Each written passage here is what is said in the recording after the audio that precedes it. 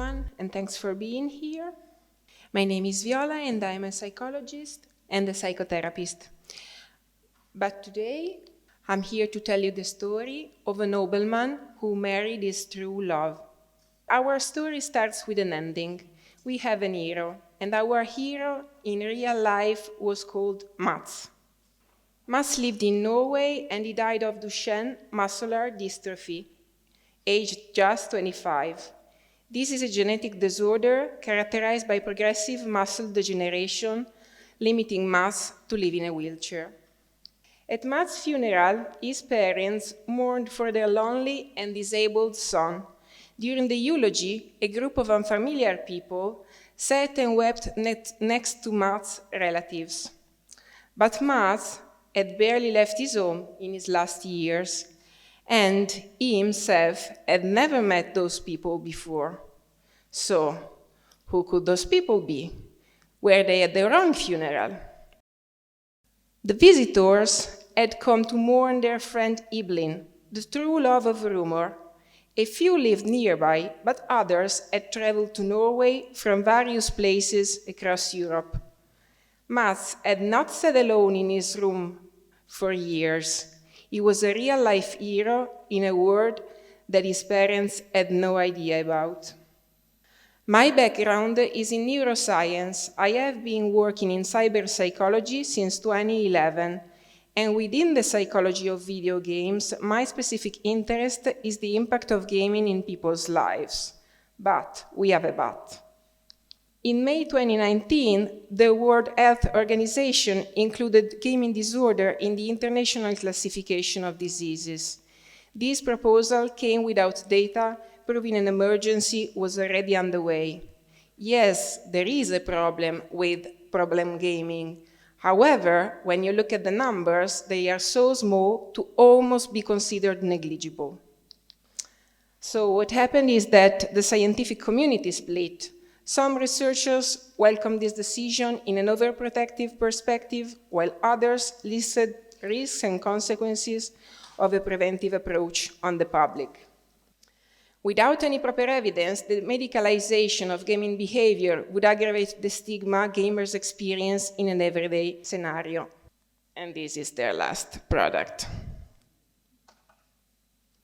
So, as a clinician, I try normally to present a balanced perspective on the effect of the technologies, where by balance I mean rectifying prejudice, stigma, and bias. What could I do to provide a realistic representation of gamers? And my answer is stories. As a child, Mats kept falling and hurting himself. He didn't climb up the ladder on the slide, although he loved to slide down. And he didn't race the other kids around the playground, but aged 4, he was diagnosed with Duchenne. At least he won't die from this, said his dad, Robert. The doctor fell silent for a moment. These patients rarely live to be older than their 20s. Mats was their firstborn and would not live what his parents considered to be a normal life. They say, "Our biggest fear was that Mats could not play football. He would not have friends. He would not fall in love. He would not be important for other people. And what's worse, he would die young without having made his mark on the world." Mats' illness was coded in his DNA. It was an inborn legacy. But could he find a way to overcome this condition? His parents wondered what activities Mats could do during breaks at school and in his spare time, and video games opened up a new world for him. In his last 10 years of life, Mats played 20,000 hours, more than 10 years of a full-time job. Gaming was a breath of fresh air for him, but also a cause of friction within the family. Mats had become a gamer, and gamers don't go to bed early. Non-gamers don't see the whole picture. They don't realize it's more than shooting and scoring. As parents, they consider the game to be simply a competition. We didn't understand why it was important for Mats to be online at night. Most normal people don't play video games in the morning because they're at school or at work. So, who was Matt playing online games with? He immersed himself in World of Warcraft, often known as WoW. There, in the fictional world of Azeroth, he met a wide circle of friends. In his blog, Matt wrote, "Lord Eblin and Jerome Walker are two different extensions of myself." Lisette is from the Netherlands. When her game character Rumor met Eblin in real life, they were 15 and 16 respectively. Rumor and Eblin fell in love, and it was Matt's first kiss. And later, the two characters also got married. Matt wrote, "In this world, a girl wouldn't see my wheelchair. They would get my soul, heart, and mind placed in a handsome and strong body." While Lisette says of Matt, "Although his life was like mine, we both hated school, but he also hated snow. I didn't understand it was because of his wheelchair. I didn't know about it." Lisette's parents were worried about the impact of gaming on her studies and on her apparent lack of social life, so they restricted their access to online gaming. And Matt wrote a letter to help them understand how important playing was for them.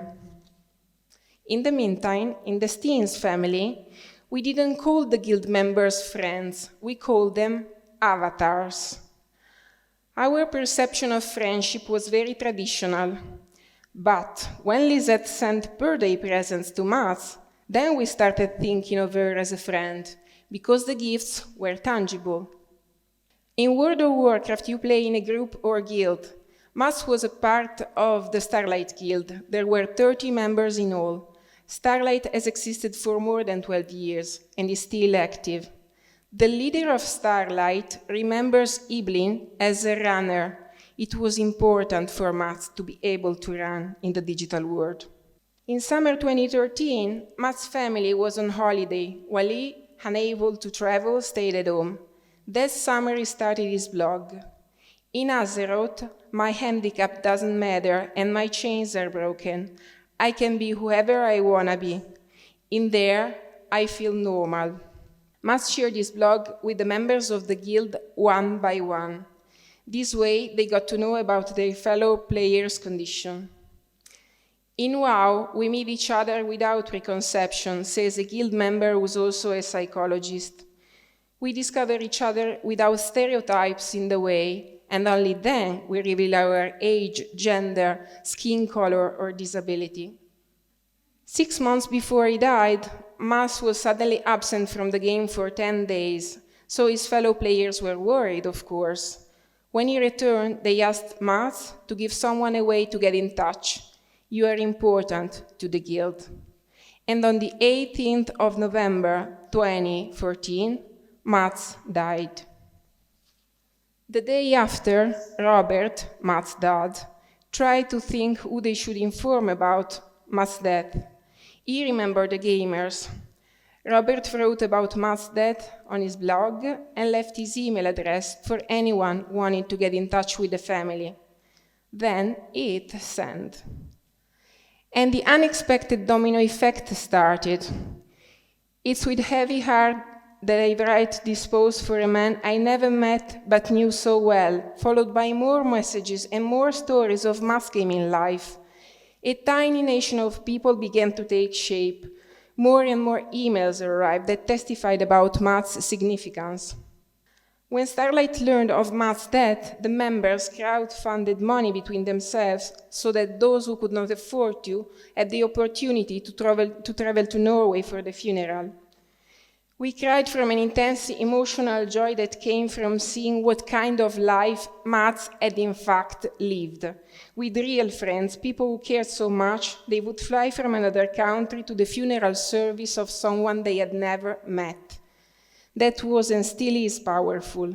There were people from the UK, Netherlands, Finland, Denmark, and of course, Norway. It became very clear to everyone, Matt was not alone. He did experience friendship. He did experience relationship. He did experience falling in and out of love. In his blog, Mas wrote about what a computer screen meant to him. It's not a screen, it's a gateway to whatever your heart desires. So, psychology knows very little about gamers' profile, despite the fact that the media have a social representation of them, but based on speculations.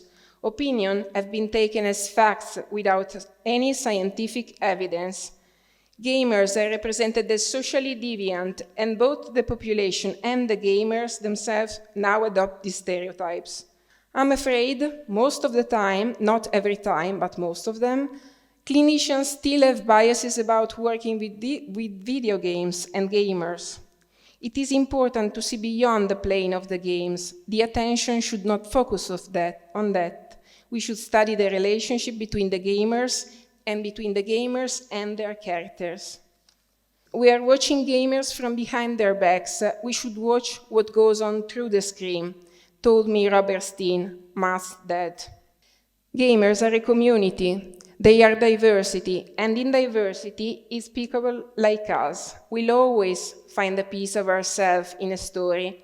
This story is part of a project. I am currently collecting stories to demolish stigma and prejudice through the power of relatability and empathy. So, if you're aware of any story about gamers and their experience, please get in touch. And of course, thanks for listening.